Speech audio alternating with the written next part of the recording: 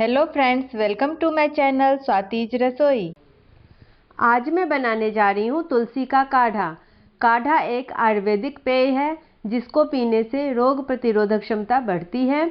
अक्सर लोगों को सर्दी जुकाम की शिकायत रहती है। ऐसे में सबसे अच्छा ऑप्शन है घर का बना हुआ काढ़ा पीना।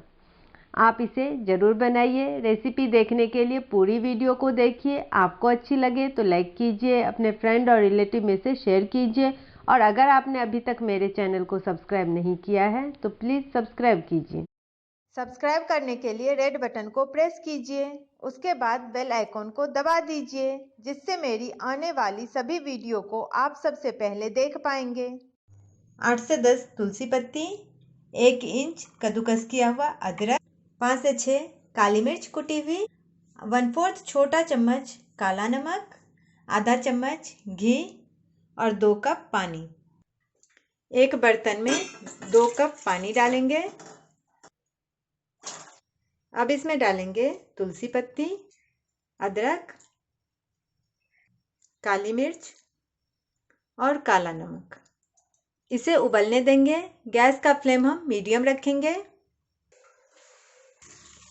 काढ़ा में उबाल आ गई है। अब हम गैस का फ्लेम लो कर देंगे और लो फ्लेम पर इसे आधा जलने तक उबालेंगे। यहाँ मैंने 2 कप पानी लिया है। यह जलकर जब 1 कप पानी रह जाएगा तब हम गैस बंद करेंगे। अब इसे ढक देंगे। काढ़ा बन गया है। इसे उबलने में लगभग 10 मिनट लगे हैं। अब हम गैस बंद कर देंगे और इसे 1 कप में छान लेंगे।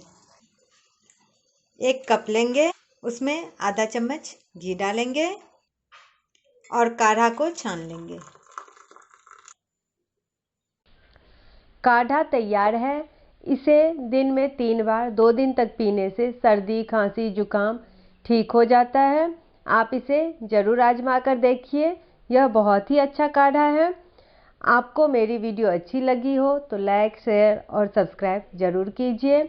अगर आप इस वीडियो को फेसबुक पेज पर देखते हैं तो मेरे फेसबुक पेज को लाइक कीजिए। इंस्टाग्राम पर मुझे फॉलो कीजिए। Thank you.